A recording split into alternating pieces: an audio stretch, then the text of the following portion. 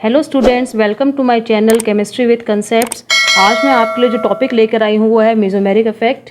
ये टॉपिक आपको तभी समझ में आएगा जब आपने रेजोनेंस के बारे में, अनुनाद के बारे में पढ़ा होगा। इसको हिंदी में भी मेसोमेरिक प्रभाव ही कहते हैं, नाम जो है सेम है इंग्लिश और हिंदी में।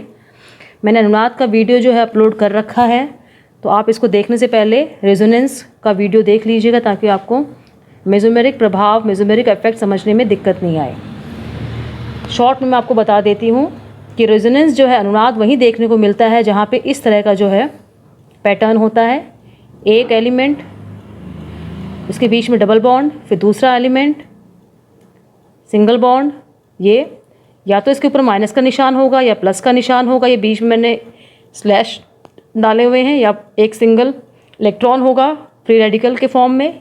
ये एनाइन कार्बो कैटाइन अगर प्लस है, एक सिंगल इलेक्ट्रॉन है तो फ्री रेडिकल, डबल बॉन्ड भी हो सकता है इस कार्बन के आगे, इस कार्बन के आगे ट्रिपल बॉन्ड भी हो सकता है, या फिर इस कार्बन पे या जो यहाँ एलिमेंट है उसके ऊपर दो लोन पेयर ऑफ इलेक्ट्रॉन अगर प्रेजेंट हैं, तो इसका मतलब ये रेजोनेंस जो है, इस तरह का कंपाउंड जो है रेजोनेंस दिखाएगा। अगर एग्जाम में आपको आता है कुछ एक लंबी सी कार्बन चेन दी हुई है और आपको पता करना होता है कि इसमें रेजोनेंस होगा कि नहीं होगा, इस पैटर्न से इसको कंपेयर कर लेंगे तो आपको आइडिया हो जाएगा कि इसमें रेजोनेंस होगा कि नहीं होगा। अभी हम कुछ एग्जांपल्स करेंगे तो आपको और इसके बेसिक्स क्लियर हो जाएंगे। ये देखिए, फिर आप कहेंगे कि रेजोनेंस और इसमें डिफरेंस क्या है। मैं बताती हूँ आपको।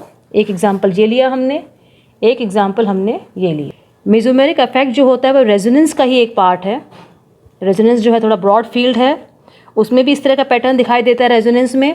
तो पहले अगर हमें पता करना है कि मेसोमेरिक इफेक्ट है कि नहीं है, तो फर्स्ट स्टेप ये होता है कि हमें देखना है कि उसमें रेजोनेंस है कि नहीं। अगर रेजोनेंस है, उसके बाद हमें देखना है कि उसमें मेसोमेरिक इफेक्ट है कि नहीं। अगर किसी कंपाउंड में रेजोनेंस ही नहीं है तो वहाँ मेसोमेरिक इफेक्ट नहीं होगा। और रेजोनेंस देखने के लिए पैटर्न आपको देखना होगा। मैंने पैटर्न आपको बता दिया, इस पैटर्न को आप अच्छी तरह से लर्न कर लीजिए। ये एग्जाम्पल है CH2 double bond CH, single bond Cl के ऊपर 6 इलेक्ट्रॉन Cl है, एक इलेक्ट्रॉन इसने काम में ले लिया, कार्बन के साथ में 17 ग्रुप का है क्लोरीन जो है कार्बन के कंपैरिजन में इलेक्ट्रोनेगेटिव है। इस बॉन्ड के इलेक्ट्रॉन को अपनी तरफ ये खींचेगा। ये हमने पढ़ा था इंडक्टिव इफेक्ट में, प्रेरणिक प्रभाव में। जो हम रेजोनेंस की बात कर रहे हैं तो इलेक्ट्रॉन खींचना या इलेक्ट्रॉन देना ये हम कंसिडर नहीं करेंगे। हम जो देखेंगे कि इलेक्ट्रॉन जो पड़े हुए हैं क्लोरीन के ऊपर, ये जो है इलेक्ट्रॉन ये यहाँ बॉन्ड फॉर्मेशन के लिए देगा। क्लोरीन के ऊपर जो है 6 इलेक्ट्रॉन्स पड़े हुए हैं, 3 लोन पेयर्स ऑफ इलेक्ट्रॉन हैं। एक पेयर इसने यहाँ बॉन्ड फॉर्मेशन के लिए दे दिया, डबल बॉन्ड बनेगा। इस कार्बन की वैलेंसी मैंने आपको बता दी कि 5 नहीं हो सकती है, इसलिए बॉन्ड टूटेगा। इसके इलेक्ट्रॉन्स जो हैं दोनों, एक बॉन्ड फॉर्मेशन के लिए हमें 2 इलेक्ट्रॉन होते हैं, हमें पता है, माइनस का निशान यहाँ आ जाएगा, एक बॉन्ड टूट जाएगा। इस तरह का फॉर्मेशन हमें दिखाई देगा। क्लोरीन ने अपने इलेक्ट्रॉन जो है वो रेजोनेंस के लिए दिए हैं, अनुनाद के लिए दिए हैं क्लोरीन ने अपने इलेक्ट्रॉन। इसको हम बोलते हैं plus M effect, plus M प्रभाव, प्लस मेसोमेरिक प्रभाव। हमने -I प्लस I प्रेरणिक प्रभाव में भी देखा था, रेजोनेंस में भी देखा था, +R -R। तो यहाँ भी हमें +M और -M देखने को मिलेगा। एक और एग्जांपल देखिए, इसमें जो है पहले तो ये देखना है कि हमें पैटर्न फॉलो कर रहा है कि नहीं कर रहा है। एक ही जगह यहाँ Ca है, डबल बॉन्ड हमें दिख रहा है, फिर एक C है B की जगह, फिर सिंगल बॉन्ड है। सिंगल बॉन्ड के साथ यहाँ पे मैंने पैटर्न में C लिखा हुआ, यहाँ N जुड़ा हुआ है। N के बाद में ये देखिए, अगर डबल बॉन्ड है, ये डबल बॉन्ड, तो हमारा रेजोनेंस होगा। वैसे ही यहाँ पैटर्न जो है पहले कंपेयर कर लीजिए। ये C है एक ही जगह, फिर यहाँ डबल बॉन्ड थे, डबल बॉन्ड है, B की जगह ये वाला C है, और इस थर्ड C की जगह ये Cl है जिसके ऊपर इलेक्ट्रॉन पड़े हैं, लोन पेयर। ये रहा, मैंने लोन पेयर की बात की थी। यहाँ पे कोई ऐसा एलिमेंट है जिसके ऊपर लोन पेयर हो, जैसे यहाँ क्लोरीन है, इसके ऊपर लोन पेयर हैं, तो यहाँ रेजोनेंस होगा। तो पहला हमें क्राइटेरिया देखना है मेसोमेरिक इफेक्ट के लिए कि रेजोनेंस होता है कि नहीं होता है। इसमें भी रेजोनेंस था, इसमें भी रेजोनेंस होगा क्योंकि इसमें पैटर्न फॉलो हो रहा है, रेजोनेंस का पैटर्न है ये। ऑक्सीजन जो है नाइट्रोजन के कंपैरिजन में इलेक्ट्रोनेगेटिव है, इस इलेक्ट्रॉन को अपनी तरफ शिफ्ट करेगा। जैसे ही इलेक्ट्रॉन यहाँ शिफ्ट होगा, ये वाले बॉन्ड के इलेक्ट्रॉन यहाँ शिफ्ट हो जाएंगे और इसके ऊपर प्लस का निशान आ जाएगा। यहाँ पे रेजोनेंस हो रहा है। ये -M इफेक्ट है क्योंकि यहाँ जो ग्रुप O लगा हुआ है वो इलेक्ट्रॉन खींच रहा है, इसलिए -M इफेक्ट है। दोनों में ही रेजोनेंस दिख रहा है, इसमें भी है रेजोनेंस और इसमें भी है, दोनों कंपाउंड्स में हमारा रेजोनेंस दिख रहा है। ये +M इफेक्ट है, ये +M इफेक्ट का एग्जाम्पल है, ये -M इफेक्ट का एग्जाम्पल है। अब रेजोनेंस और इसमें डिफरेंस क्या है वो देखिए। अगर ये जो यहाँ पे जहाँ C अगर लिखा हुआ है, जो मैं C को हाथ लगा रही हूँ, अगर यहाँ C है तो ये पैटर्न जो है वो रेजोनेंस का पैटर्न है। अगर इस C की जगह कोई और एलिमेंट है, जैसे यहाँ Cl है, यहाँ पे N है, तो ये मेसोमेरिक इफेक्ट है। क्लियर डिफरेंस जो है रेजोनेंस और मेसोमेरिक में यही है। अगर यहाँ पे सी है तो इसको हम रेजोनेंस बोलेंगे, यहाँ सी के जगह Cl दूसरा एलिमेंट है, यहाँ N है, तो ये मेसोमेरिक इफेक्ट है। एक प्लस M इफेक्ट हो जाएगा, एक माइनस M इफेक्ट हो जाएगा। एक लाइन मैं आपके लिए बोल रही हूँ, ध्यान से सुनेंगे। सारे मेसोमेरिक इफेक्ट के एग्जांपल्स जो होते हैं वो रेजोनेंस के एग्जांपल्स हैं, लेकिन सारे रेजोनेंस के एग्जांपल्स जो है मेसोमेरिक इफेक्ट के एग्जांपल्स नहीं हैं। दोबारा सुनिए, सारे मेसोमेरिक इफेक्ट के एग्जांपल्स जो है वो रेजोनेंस के एग्जांपल्स हैं, लेकिन सारे रेजोनेंस के एग्जांपल्स जो है वो मेसोमेरिक इफेक्ट के एग्जांपल्स नहीं हैं, क्योंकि रेजोनेंस में यहाँ पे सी आता है, मेसोमेरिक इफेक्ट में यहाँ सी नहीं है, यहाँ दूसरे एलिमेंट प्रेजेंट हैं। तो फिर आप बोलेंगे मैडम इंडक्टिव इफेक्ट भी यही था, इंडक्टिव इफेक्ट और इसमें क्या डिफरेंस है? तो आप जो है थोड़ा सा कन्फ्यूजन अगर आपके दिमाग में आता है कि इंडक्टिव इफेक्ट में और फिर मेसोमेरिक इफेक्ट में क्या है, तो मैं आपको वो भी क्लियर कर देती हूँ। ये माइनस आई और दूसरा है प्लस आई। इंडक्टिव इफेक्ट, प्रेरणिक प्रभाव। ये देखिए, ये एग्जाम्पल है, ये एग्जाम्पल इंडक्टिव इफेक्ट का है। अगर इस एग्जाम्पल को मैं ऐसे लिखती हूँ, अब ये एग्जाम्पल जो है ये मेसोमेरिक इफेक्ट का एग्जाम्पल है, तो आपको दिख रहा होगा इंडक्टिव इफेक्ट के लिए मैंने सारे सिंगल बॉन्ड लगाए। इंडक्टिव इफेक्ट जो होता है वो सिग्मा बॉन्ड के थ्रू ट्रांसफर होता है, और मेसोमेरिक इफेक्ट है उसके लिए जो है रेजोनेंस वाला पैटर्न, दिस पैटर्न, ये वाला पैटर्न जो होना जरूरी है, जो यहाँ दिखाई दे रहा है, डबल बॉन्ड, सिंगल बॉन्ड और क्लोरीन के ऊपर जो है 6 इलेक्ट्रॉन्स। तो मैं समझती हूँ आपको ये क्लियर हो गया होगा कि इंडक्टिव इफेक्ट और मेसोमेरिक इफेक्ट में क्या डिफरेंस है। इंडक्टिव इफेक्ट जो है सिग्मा बॉन्ड के अलॉन्ग ट्रांसफर होता है, जबकि मेसोमेरिक इफेक्ट है, ये मेसोमेरिक इफेक्ट है। मेसोमेरिक इफेक्ट को ट्रांसफर होने के लिए या मेसोमेरिक इफेक्ट होने के लिए कम से कम एक जो है पाई बॉन्ड ये वाला और ये वाला पैटर्न जो है रेजोनेंस का पैटर्न है वो फॉलो करना जरूरी है। कुछ एग्जांपल्स दे रही हूँ जिसमें आप देखेंगे रेजोनेंस है कि नहीं और कौन सा स्टेबल है वो आप मुझे देखकर बताएंगे। इसमें कुछ एग्जांपल्स जो है मैं आपके सामने लिख रही हूँ मेसोमेरिक इफेक्ट के, examples of mesomeric effect, mesomeric प्रभाव के एग्जाम्पल। ये देखिए, ये बेंजीन है। 2 एग्जाम्पल जो हमने ऊपर लिए थे वो एलिफेटिक के थे, ये एरोमेटिक वाला है। इसमें देखिए यहाँ पे O जुड़ा हुआ है, हमें पता है कि O के ऊपर जो है लोन पेयर ऑफ इलेक्ट्रॉन्स होते हैं, तो ये इलेक्ट्रॉन जो यहाँ बॉन्ड फॉर्मेशन के लिए आएगा। जैसे ही यहाँ बॉन्ड फॉर्मेशन होगा, मैंने रेजोनेंस में पढ़ाया है आपको किस तरह से बॉन्ड की शिफ्टिंग होगी, आप रेजोनेंस में देख सकते हैं। ये इलेक्ट्रॉन जो है बॉन्ड वाले यहाँ टिप पे आ जाएंगे कार्बन पे, और इसमें रेजोनेटिंग स्ट्रक्चर्स जो हमें दिखाई देंगे। सेकेंड एग्जाम्पल है इसका मेसोमेरिक इफेक्ट का, ये देखिए क्लोरीन अटैच है इसमें, क्लोरोबेंजीन है ये फिनॉल था। क्लोरीन के ऊपर हमें पता है 3 लोन पेयर ऑफ इलेक्ट्रॉन्स या 6 इलेक्ट्रॉन्स प्रेजेंट हैं, यहाँ देगा बॉन्ड फॉर्मेशन के लिए। जैसे ही बॉन्ड यहाँ फॉर्म होगा ये बॉन्ड टूटेगा, इसके दोनों इलेक्ट्रॉन जो है इस कार्बन के यहाँ पे टिप पे आ जाएंगे। थर्ड एग्जाम्पल जो है बेंजल्डिहाइड का है, ये एग्जाम्पल, ये देखिए ऑक्सीजन लगा हुआ है कार्बन से, ऑक्सीजन जो है इस इलेक्ट्रॉन को अपनी तरफ खींचेगा। जैसे ये खींचेगा ये बॉन्ड यहाँ ट्रांसफ़र हो जाएगा और फिर ये वाला बॉन्ड यहाँ ट्रांसफ़र हो जाएगा। ये भी मैंने आप प्लस R और माइनस R इफेक्ट आपको मैंने बताया हुआ है, क्योंकि विड्रॉ कर रहा है।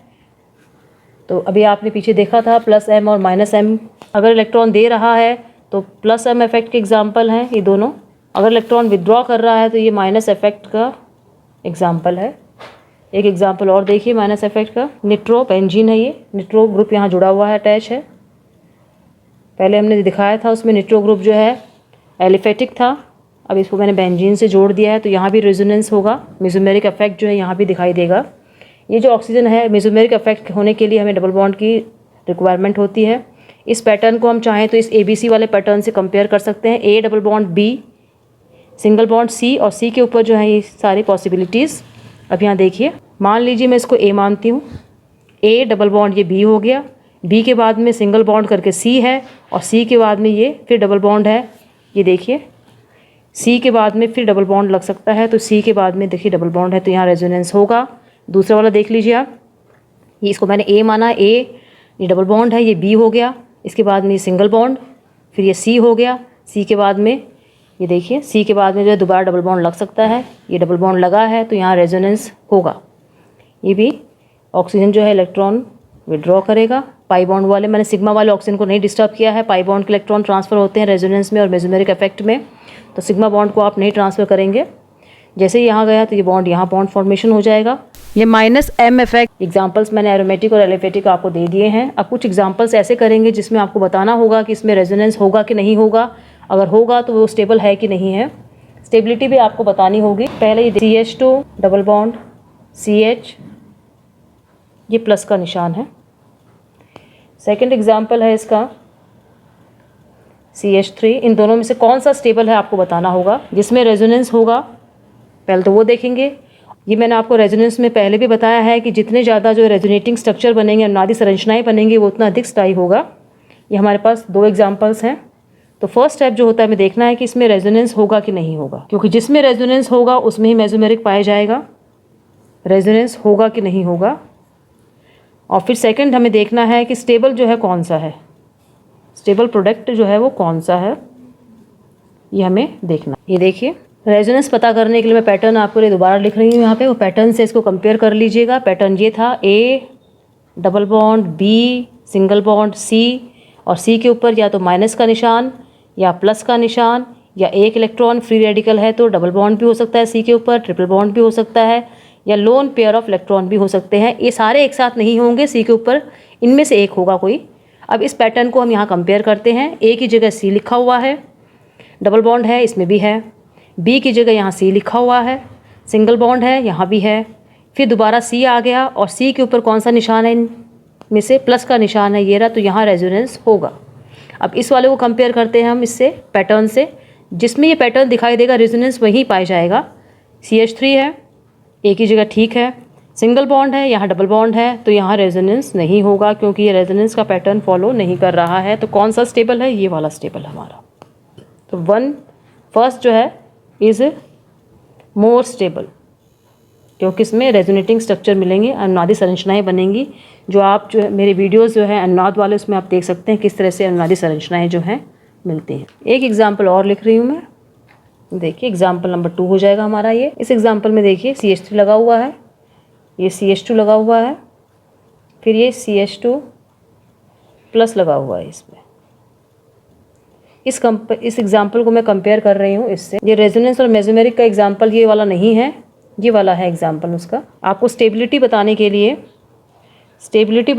लिए मैं आपको एक एग्जाम्पल और दे रही हूँ। CH3 कौन सा स्टेबल होगा थोड़ा क्लियर करना चाह रही हूँ तो इस एग्जाम्पल के द्वारा। ये एग्जाम्पल आपका रेजोनेंस और मेसोमेरिक का नहीं है, कहीं आप कंफ्यूज हो जाएं। मैं सिर्फ आपको स्टेबिलिटी बताना चाह रही हूँ कि इन दोनों में से कौन सा स्टेबल होगा। CH3 है, CH2 सिंगल बॉन्ड, CH2 ऊपर प्लस का निशान है, ये CH2 है, ये देखिए CH है, फिर ये CH2 है, और इसके ऊपर C प्लस H2 ये है। ये 1 हो ले लिया हमने, इसको 2 ले लिया। दोनों में से स्टेबल कौन है, मैं दोबारा कह रही हूँ, ये रेजोनेंस और मेसोमेरिक का एग्जाम्पल नहीं है, क्योंकि डबल बॉन्ड इसमें तो है ही नहीं, तो रेजोनेंस का एग्जाम्पल नहीं है, इसमें पैटर्न फॉलो नहीं कर रहा है। तो आपको सिर्फ स्टेबिलिटी समझाने के लिए डबल बॉन्ड की और CH3 ग्रुप की, इसकी स्टेबिलिटी जहाँ ये होगा उस कंपाउंड की स्टेबिलिटी, और जहाँ ये होगा उस कंपाउंड की स्टेबिलिटी को समझाने के लिए मैंने एक एग्जाम्पल लिया है बीच में ही, एक बार आप देख लेंगे। यहाँ पे C के ऊपर प्लस है, इसका मतलब इलेक्ट्रॉन की कमी है यहाँ पे। CH3 जो है उसके अंदर प्लस आई इफेक्ट होता है, प्रेरणिक प्रभाव होता है, प्लस आई इंडक्टिव इफेक्ट होता है।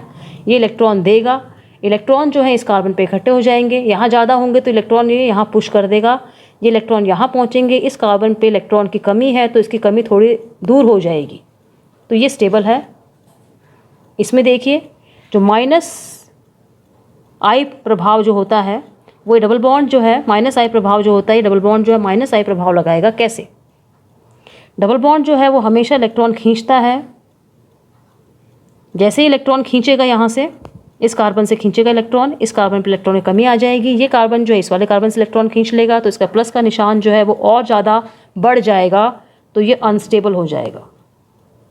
मैंने आपको दोनों की स्टेबिलिटी कंपेयर करके बता दी है कि जहाँ डबल बॉन्ड वाला कोई ग्रुप लगा होता है वो इलेक्ट्रॉन विड्रॉ करता है, CH3 लगा है तो इलेक्ट्रॉन डोनेट करेगा, इलेक्ट्रॉन डोनेट करने से ये प्लस का निशान कम हो जाएगा, इलेक्ट्रॉन विड्रॉ करने से ये प्लस का निशान बढ़ जाएगा।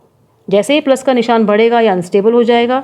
ये स्टेबल है। मैंने आपको बताया था चार्ज बढ़ेगा तो स्टेबिलिटी कम हो जाएगी, चार्ज घटेगा तो स्टेबिलिटी बढ़ जाएगी। चार्ज घट रहा है क्योंकि इलेक्ट्रॉन आ रहे हैं तो प्लस का निशान घट रहा है, ये प्लस का निशान बढ़ रहा है क्योंकि इलेक्ट्रॉन खींच रहा है तो इसमें और ज़्यादा कमी आ रही है, इसलिए अनस्टेबल है। इलेक्ट्रोनेगेटिविटी जो होती है वो डायरेक्टली प्रोपोर्शनल होती है, आपने 11th या छोटी क्लासेस में पढ़ा होगा।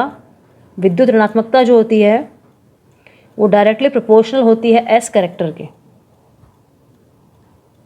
sp3 में आपको पता है S कैरेक्टर इज़, जो S का परसेंटेज है वो है S इज इक्वल टू 25% है।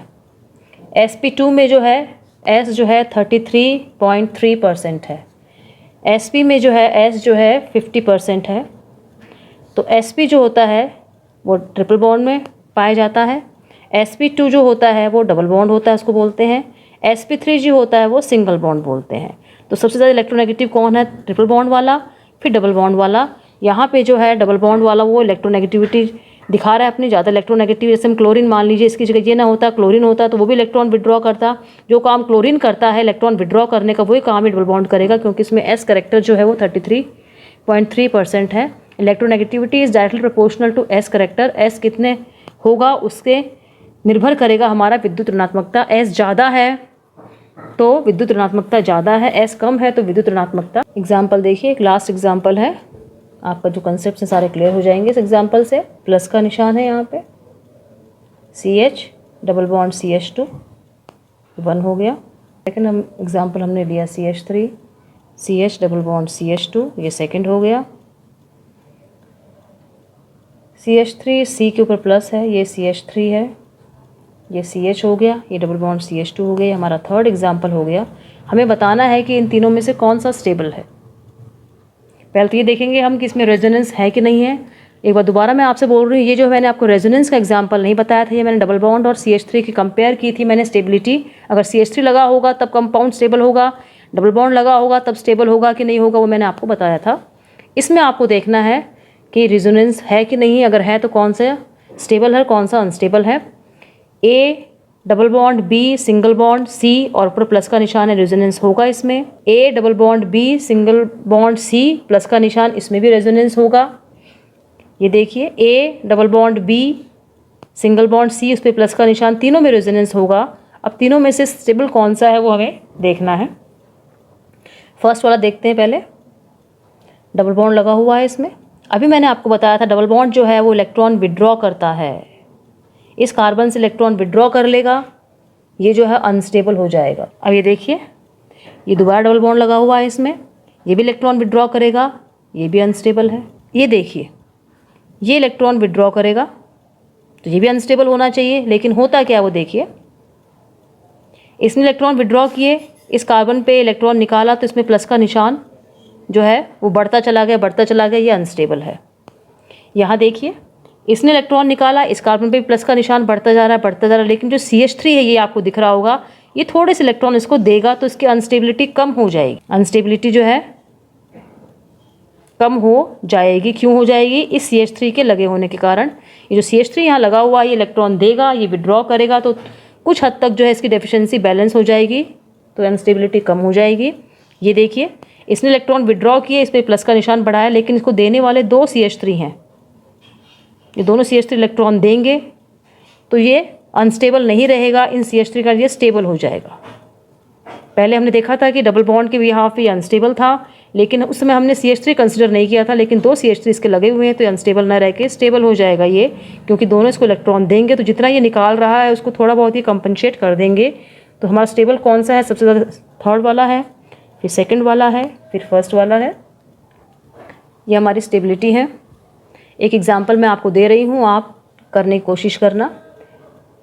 फर्स्ट है CH2 double bond CH, second है, थर्ड है। पहले आप इसमें देखेंगे कि रेजोनेंस है कि नहीं है, और है तो इन तीनों में से कौन सा स्टेबल है, कौन सा अनस्टेबल है। बच्चों, उम्मीद करती हूँ कि आपको मेरे द्वारा पढ़ाया हुआ ये टॉपिक समझ में आया होगा। अगर अच्छा लगे तो लाइक कीजिएगा। मैंने और भी बहुत सारे रेजोनेंस के, इंडक्टिव इफेक्ट के और भी कई इफेक्ट्स की वीडियोज़ मैंने डाल रखे हैं, आप प्ले लिस्ट में जाकर सभी वीडियोज़ देख सकते हैं। अपने फ्रेंड्स को भी शेयर कीजिएगा, सब्सक्राइब कीजिएगा, ताकि आपको आगे आने वाले वीडियोज़ के नोटिफिकेशंस टाइम पे मिल सकें। थैंक यू बच्चों।